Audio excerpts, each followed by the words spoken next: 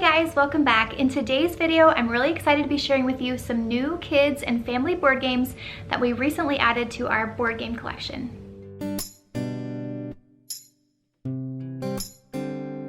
Welcome back. If you're new to my channel, my name is Deanna and I'm a homeschooling mom of 4 with 1 on the way. And here on my channel, I like to talk about homeschooling, homemaking, as well as my faith in Christ. So if that interests you, I would love for you to subscribe to see my future videos. But today I'm really excited to be sharing with you guys some new board games. If you have seen some of my previous videos, then you'll know that our family loves playing games together. My husband has been into the board game hobby now for about 10 years. And over time we have grown quite a huge board game collection, and recently I've been getting more and more into board games as well. As a homeschool mom, just realizing how much fun the kids and I can have playing games together, and there are so many wonderful educational games out there as well that make learning fun and exciting. So today I'm going to share with you some board games that we recently got from Haba, and we already owned several Haba games, which I'll show you just real quickly. We have their game, it's called Animal Upon Animal. We also have their board game called Karuba that we really enjoy. And then the other Haba game that we already had in our collection was the game Rhino Hero Super Battle. So those are 3 Haba games that we already had and really enjoyed. So I reached out to Haba Games and asked them if they'd be willing to let me review some of their other kids and family board games, and they said yes. So today I'm really looking forward to sharing with you the games that they sent me. I think that you guys are really gonna enjoy playing these with your family as well. So the first game that they sent us to try is a game called Dragon's Breath. Dragon's Breath is a game for 2 to 4 players ages 5 and older and takes about 15 minutes to play. To set up the game, you stack the ice rings in the center of the board and pour the sparkling stones inside. Then each player chooses a dragon child character. At the beginning of the round, players choose a sparkling stone tile. The player with the Daddy Dragon token for that round will remove 1 ice ring. The sparkling stones that fall down are divided among the players depending on the sparkling stone tile that they chose. Any remaining stones are pushed down into the holes into Daddy Dragon's cave. The Daddy Dragon is passed clockwise and a new round begins. Once the final ring is removed and the stones are distributed, all players will count their sparkling stones, and whoever has the most is the winner. Our family has really enjoyed playing this game so far. I like that it's really quick and easy to play. It's really easy for the kids to understand. And I've also been able to incorporate our younger son, who's only 3.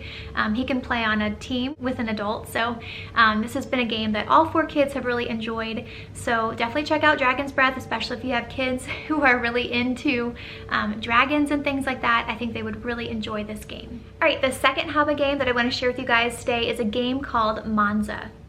Monza is a game for 2 to 6 players ages 5 and older and takes about 15 minutes to play. In this game, you are racing other players around the track to be the first one to cross the finish line. On your turn, you roll 6 dice and use as many as you can to advance the most spaces around the track. If another player ends their turn on an occupied spot, they move the other player backwards 1 space.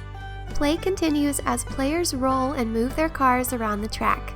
The car that crosses the finish line first is the winner. Our family has also really enjoyed playing this game together as well. I like that it can be played for up to 6 players, and so all of us can play at the same time, which is really fun. This game involves a little bit of strategy, but also a lot of luck. And so you don't always know who's gonna win. You could be way behind, but then come back and win the game at the end. So I definitely really enjoy playing this game with the kids. It's very straightforward. So if you're looking for a simple racing game you can play with your kids, then definitely check out Monza. All right, the third game that Haba sent us was Karuba the card game. Karuba the card game is for 2 to 6 players ages 8 and older and takes about 15 minutes to play. Each player will have a deck of cards which they will use to build a 4x4 grid during the game. At the start of each round, all players will draw the top 3 cards from their deck and decide which 2 they will play. Then they will return the 3rd card to their draw pile. Next, players will lay their cards down, trying to build the best treasure island possible for their adventurers. At the end of the game, players receive points for every adventurer that makes it to their temple, as well as points for any crystals and gold they collect along the trail. The player with the highest score is the winner. So I shared with you guys earlier that we already own the original board game version of Karuba. So this one has really been interesting to play because it includes fewer components and it's a little bit more simplified, but it's also, you have to be a little bit more careful and strategic in how you place your tiles, just because it's more condensed. And so I've really enjoyed playing this game. It definitely requires a little bit more strategy and intentionality as you're playing it, but this has been a really fun game. So if you're looking for a little bit more of a strategic adventure type game, then definitely check out Karuba the card game. All right, the next game that Haba sent us is the game Mountains. Mountains is a game for 2 to 5 players ages 8 and older and takes about 20 minutes to play. At the start of the game, each player receives a blank summit book, is dealt equipment cards, and given 8 favor stones. On your turn, you will choose a hiking card from one of the piles on the board. You will then see if you have the equipment needed to complete that card. If you do, you will earn the reward depicted at the bottom of the card. If you do not have all the equipment, you can ask one or more of your fellow hikers if they have it. First, you need to pay them one of your favor stones. If they have the equipment, you can borrow it to complete your card. If they do not have the equipment you're looking for, then you're out of luck and they get to keep your favor stone that you gave them. As play continues, players begin to memorize what equipment cards the other hikers have in their hand, and hiking cards become more easily completed. The game ends once 2 of the hiking decks between 3 and 5 are depleted. The player who gained the most stamps in their summit book is the winner. So far, I have enjoyed playing Mountains as well. I do think that it plays better with a larger group. My husband and I played this as a 2-player game, and it was a little bit more difficult because there wasn't quite as many things that we could play off of each other. So I think that this would play better probably with 4 or 5 players. But overall, this is a really great game. I like the high level of interaction that you have between the players. And again, it only takes about 20 minutes to play, so it's not super long. So definitely check this out if you're looking for a fun and interactive game to play with your family. The next game that they sent us is a game called Miyabi.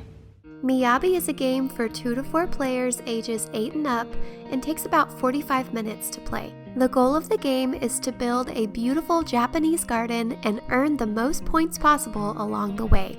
At the beginning of the game, each player receives a game board and 6 colored lanterns. The starting player will choose one of the available tiles for that round. Once you place your tile, then place a lantern to show that that column has received a tile for that round.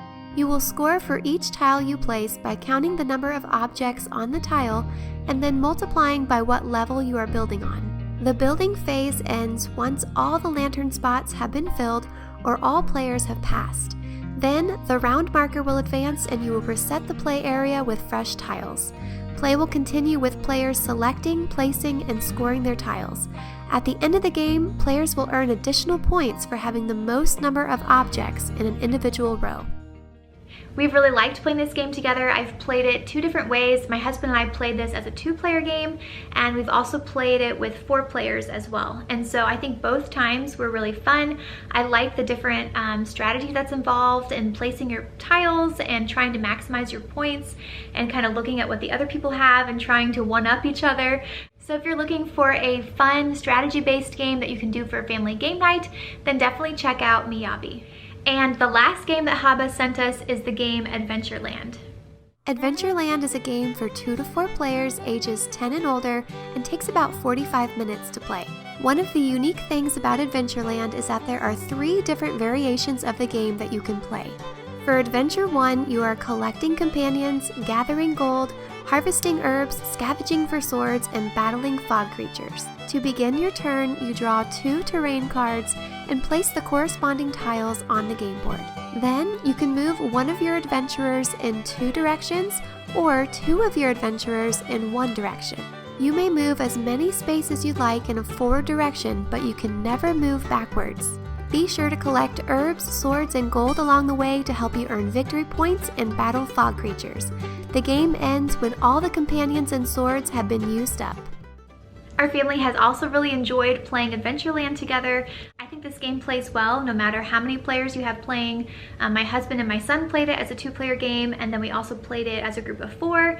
I really like the kind of medieval fantasy theme of this game. I feel like that is really fun.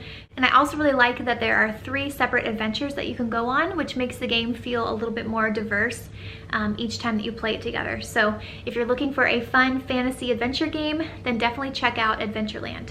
So those are all the games I had to share with you guys today. I will have all these games linked in the description box below, as well as Haba's website if you want to see a full list of the games and products that they offer. They have board games for kids all the way from preschool all the way up to family style games. So they have a ton of other games. These are just the ones that I specifically requested from them. Playing board games together as a family has been something that we really look forward to and enjoy, and I feel like it creates special memories for our kids. So I hope that y'all will check out these games and maybe find one that you can enjoy playing with your family. So that's gonna be it for today. Thank you as always for watching. Hope you guys have a great day. Bye.